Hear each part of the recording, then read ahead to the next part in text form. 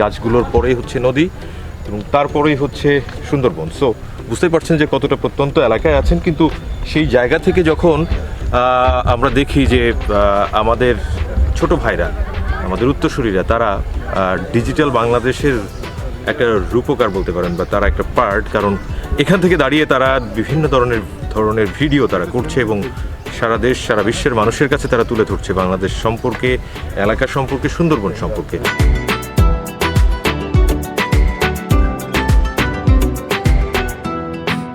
হ্যাঁ গাইস, আসসালামু আলাইকুম। আজকে আপনারা অনেক ভালো আছেন। সো বন্ধুরা, আমরা এখন চলে আসলাম সিডিও অফিসে।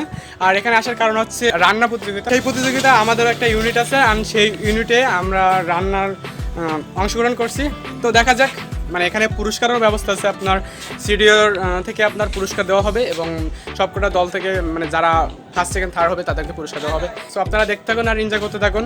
সো দেখা হচ্ছে নেক্সট শটে। শোনো সারা মনে এসেছো গোপনে, মুখে বলেছি যে নিও না তো টেনে, অজানা কি ভুলে সাজা কেটে চলি, জানি শুধরানো হবে না কখনো, তবু গভীরে সে থাকে গভীরে, যারা কাছবিরে সে ছিল গভীরে গভীরে গভীরে, সে থাকে গভীরে, যারা কাছবিরে সে ছিল গভীরে, সে পাশে নাই কি জানি না, সে পাশে নাই কি জানি না। সিডিও এবং ফুড নেটওয়ার্ক এগ্রোর একটি মহৎ উদ্যোগ। এখানকার প্রায় 12টি ইউনিয়ন থেকে বিভিন্ন প্রতিনিধি দল এসেছে, তাদের রান্নার একটা অনুষ্ঠান, তারা কি বিভিন্ন ধরনের রেসিপি তারা নিয়ে এসছে। আসলে এটি শুধুমাত্র একটা রান্নার প্রতিযোগিতা না, একই সাথে বলতে হবে যে এখান থেকে শেখার অনেক কিছুই আছে। কেমন, যেমন হচ্ছে এখানে যার যার মতো করে বিভিন্ন ধরনের তরকারি, মাংস, মাছ, সবজি তারা কালেক্ট করেছে এবং তারা তাদের বাস্তব জীবনে যে অভিজ্ঞতা সেটি কাজে লাগিয়ে কিন্তু এই রান্নাবান্নার কাজটি করছে। অনেকে হয়তো এর আগে কখনো রান্না করতে বসেননি, অনেকে হয়তো চুলায় আগুন দেননি কখনো, কিন্তু এই কাজটি তারা এই সিডিওর যেই উদ্যোগ সেটির মাধ্যমে করছে এবং এর ফলে যেটা হয়েছে যে অনেকে শেয়ারিং করার যে ব্যাপারটা সেটি কিন্তু করছেন। কেউ হয়তো পেঁয়াজ কম নিয়ে এসেছে, তার একটু পেঁয়াজ দরকার, তার রসুন বেশি, সে সেটা অন্যকে দিচ্ছে। এই যে শেয়ারিংয়ের যে মনোভাব সেটি কিন্তু তারা করছে এবং আসলে বাস্তব জীবনে যেই ব্যাপারগুলো থাকে যে আসলে কিভাবে একটা সংসার চালাতে হয় সেই শিক্ষাও কিন্তু কিছুটা এর মাধ্যমে তারা পেয়ে যাচ্ছে। একই সাথে বলা যায় যে এটি কিন্তু একটা পিকনিকের মতো, যদিও প্রতিযোগিতা আছে কার খাবার আসলে কতটুকু টেস্টি হবে সেই ব্যাপারগুলো কিন্তু এখানে উঠে আসবে। তো সব কিছু মিলে খুব উৎসাহ এবং উদ্দীপনার মধ্য দিয়ে কিন্তু এই কাজগুলো চলছে।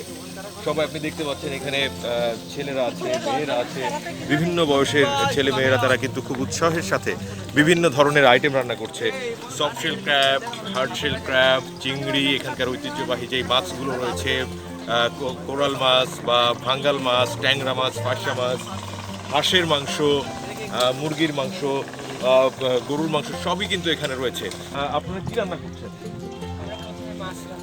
আপনাদের কয়টা আইটেম টোটাল? 3টা আইটেম। এর মধ্যে মাছ রয়েছে, সবজি রয়েছে, আর কি আছে? কাঁকড়া আছে। সো এর আগে কখনো রান্না করেছিলেন আপনারা? আপনারা করেছেন? কেমন লাগছে আজকের এই রান্না? কি ওই রান্নার চেয়ে আলাদা? একটা অন্যরকম ফিলিংস হচ্ছে এখানে, সবাই মিলে একসাথে রান্না করতেছি। শেয়ারিংটা হচ্ছে, ধরেন কারো পেঁয়াজ কম পড়লো, তাকে দিলেন, আপনার কিছু লাগলে নিতে পারছেন কিনা? এক জায়গায় মোটামুটি কয়টা চুলা এখানে? 15টা চুলা, অর্থাৎ 15টা চুলায় কিন্তু রান্নার কাজ হচ্ছে। অলমোস্ট একটা দুটা হয়তো খালি আছে। তো একটা জায়গাতে এতগুলো চুলা, আমরা নর্মালি গ্রামের মানুষ জানি যে 2টা হাঁড়ি পাশাপাশি রাখলে কিন্তু ঠোকাঠুকি হয় আর কি গ্রামের ভাষায়, কিন্তু এখানে 15টা চুলায় কিন্তু অনেকগুলো হাঁড়ি। সো সেই জায়গাতে আসলে ঠোকাঠুকি না করে কিভাবে একসাথে কাজ করা যায় সেই চেষ্টা কিন্তু তারা করছেন। এবং যেটি বলছিলাম বারবার যে শেয়ারিং এর যে ব্যাপার সেটি কিন্তু হচ্ছে। মিলন, কি রান্না চলছে? হাঁসের মাংস নারকেলের দুধ দিয়ে। নারকেলের দুধ দিয়ে হাঁসের মাংস। মিলন, এর আগে রান্নার অভিজ্ঞতা আছে? গুড। আজকে কেমন লাগছে? আজকে আমি তো মানে আপনার সবসময় গ্যাসে রান্না করি, কাঠে রান্না করতে একটু কষ্ট হচ্ছে আর কি। তো তার মানে কি তুমি এই চ্যালেঞ্জটা অতিক্রম করতেছো, তাই না? তো এরপরে কাঠে রান্না করতে আর কোনো সমস্যা মিলনের হবে না। মিলনের মতোই অনেকেরই কিন্তু একই অবস্থা, যে যেই চ্যালেঞ্জগুলো তারা পাচ্ছে, একটু চুলাটা হয়তো কোনো একটা চুলা ভিজা আছে বা কাঠটা একটু ভিজা, কিন্তু সেই চ্যালেঞ্জগুলো তারা অতিক্রম করার চেষ্টা করছে এবং সেভাবেই তারা যাচ্ছে। আমি এই জায়গায় দেখতে পাচ্ছি চিংড়ি, এটা কি চিংড়ি? হরিণা। হরিণা চিংড়ি রান্না করছে, তেলাপিয়া মাছ এখানে রয়েছে। একটু সামনে যাই। ভাইয়া, আপনি কি রান্না করছেন? এখন মাংস রান্না করছি, আমাদের আগে 2টা পদ হয়ে গেছে। কি কি ছিল তখন? তখন একটা সবজি ছিল আর একটা ছিল আপনার ভাঙান মাছ ভোনা। আচ্ছা আচ্ছা আচ্ছা। আর এটা এটা হচ্ছে সোনালী মুরগির মাংস। সোনালী মুরগি। এর আগে কি রান্না করার অভিজ্ঞতা আপনার ছিল? তো আজকে কেমন লাগছে এতগুলো মানুষের সাথে রান্না করে? একটা খুবই ভালো লাগছে। খুবই ভালো লাগছে। Thank you so much. আরো একজন রান্না করছেন। আপনি আপনার কি কি আইটেম বা কি কি রান্না করছেন? টেংরা মাছ ভোনা আর পায়রা মাছ ভোনা আর আপনার কাঁকড়া ফ্রাই আর কাঁকড়া ভোনা আর এলো গরুর মাংস। কয়টা আইটেম হয়ে গেছে এর মধ্যে? এই 6টা হয়ে গেছে, একটা বাকি আছে গরু। 7টা আইটেম আপনার, 7টা ডিফারেন্ট আইটেম। ডিফারেন্ট আইটেম প্রত্যেকটা। আপু, আপনারা কি রান্না করছেন? যে আমরা হচ্ছে বেগুন ভাজি, শুটকি ভর্তা, তার সাথে আছে আপনার টমেটো চাটনি, সাথে আছে দেশি মুরগির আর হচ্ছে আপনার মৃগেল মাছ ভোনা, আর হচ্ছে আপনার কুড়িয়া পাওয়া সবজির সাথে চিংড়ি মাছ। 6টা আইটেম। আচ্ছা আচ্ছা, ইন্টারেস্টিং।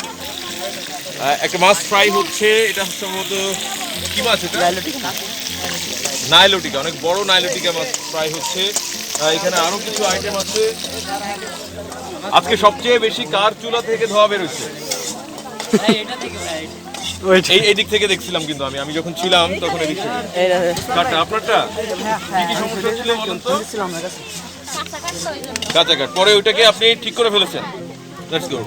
একটা চ্যালেঞ্জ ছিল যে অনেক ধোয়া বের হচ্ছিল, তো সেই জায়গায় তারা সেই সমস্যাটা কিন্তু সমাধান করেছে। অর্থাৎ প্রবলেম সলভিং এর যে ব্যাপারগুলো, সেগুলো কিন্তু তাদের মধ্যে গ্রো করছে। তারা কিন্তু সেই সমস্যা কিন্তু সমাধান করছে। এবং এই যে ইউনিটটা রান্না করছে, তারা হচ্ছে দুর্যোগপ্রবণ এলাকা। আমরা জানি পুরো এলাকাটাই দুর্যোগপ্রবণ, কিন্তু তার মধ্যে সবচেয়ে বেশি আক্রান্ত হচ্ছে গাবুরা। সেখান থেকে তারা এসেছে। ডিফারেন্ট 40টা আইটেম এখানে রান্না হচ্ছে। সেগুলোর স্বাদ এখানকার মানুষরাই নেবে। সাধারণ একটা উদ্যোগ। সিডিওকে ধন্যবাদ দিয়ে আসলে ছোট করতে চায় না, বাট তাদের এই ধরনের উদ্যোগ শুধুমাত্র মানুষের উপকারের জন্য না, একই সাথে যারা কাজ করছে এখানকার যেই স্বেচ্ছাসেবীরা যারা রয়েছে, তারা কিন্তু তাদের সেলফ ডেভেলপমেন্টটা করতে পারছে, তাদের দক্ষতাকে উন্নয়ন করছে এবং একই সাথে তাদের ক্যাপাবিলিটি সেটি কিন্তু বিল্ড আপ হচ্ছে। তারা যে কোনো ধরনের সমস্যা সম্মুখীন হলে তাদের বাস্তব জীবনে কিন্তু এই অভিজ্ঞতা কাজে লাগিয়ে উঠে যেতে পারবে। ধন্যবাদ সবাইকে। 2 hours later. দাঁড়িয়ে আছি একেবারে বাংলাদেশের দক্ষিণ পশ্চিম অঞ্চল বলা যায়। এখান থেকে 10 কিলোমিটার দূরেই হচ্ছে ভারত, আর 2 কদম দূরে হচ্ছে সুন্দরবন।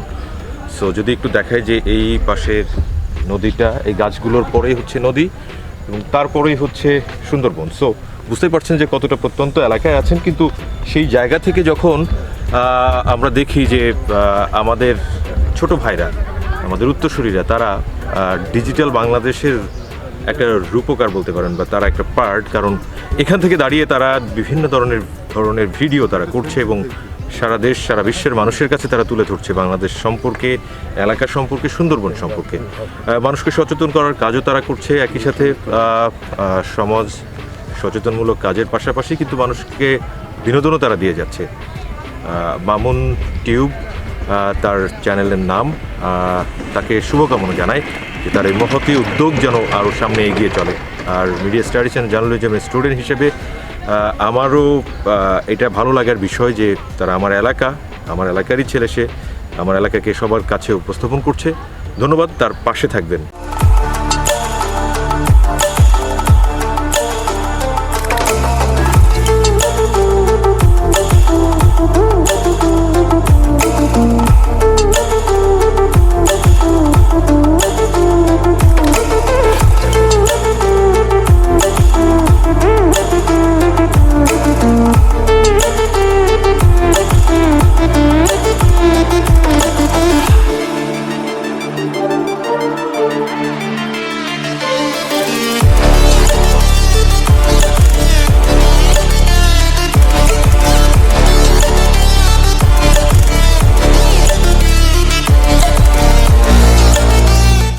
ব্যাপী আমাদের যে রান্নার প্রতিযোগিতার অনুষ্ঠান হয় রান্না উৎসব, তার পৃষ্ঠপোষকতায় ছিলেন ফুড নেটওয়ার্ক এগ্রো লিমিটেড। এবং আমাদের এই রান্নার প্রতিযোগিতায় 3 জন বিচারক তারা বিজয়ীদের নাম ঘোষণা করবেন।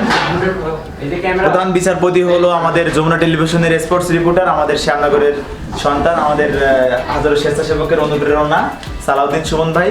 এবং আর 2 জন বিচারপতি থাকবেন আমাদের উপজেলা জনসংগঠনের সম্মানিত সভাপতি, কৃষক নেতা আমাদের সিরাজ ভাই। এবং আরেকজন বিচারপতি থাকবেন আমাদের শুধু ঢাকা থেকে, যিনি আমাদের এই অনুষ্ঠানকে সফল করার জন্য ছুটে এসেছেন, সানজিদা তন্নি। 3 জন বিচারক আমাদের উপস্থিত থাকবেন। স্বেচ্ছাসেবী সংগঠন সিডিও ইউথ টিম, তারা আসলে এই অনুপ্রেরণাটা পায় এই এলাকার একটি বেসরকারি গবেষণা উন্নয়ন প্রতিষ্ঠান বার্ষিক এই কাজটি সে 2001 সাল থেকে এই এলাকায় করে।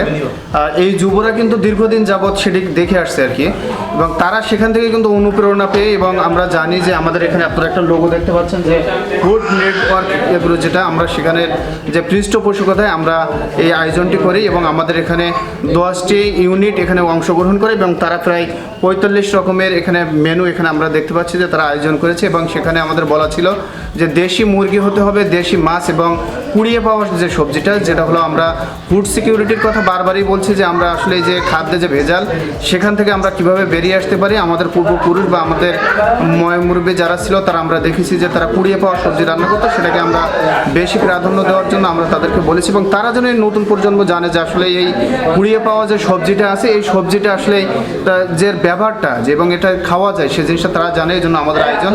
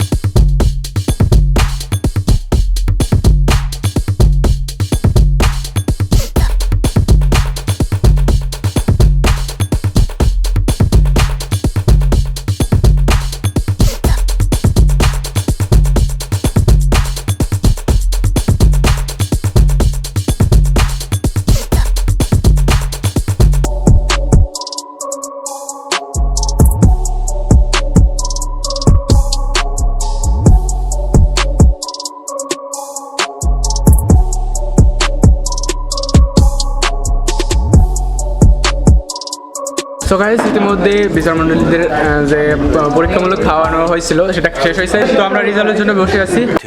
2000 years later. 7 নম্বর মুন্সিগঞ্জ ইউনিট।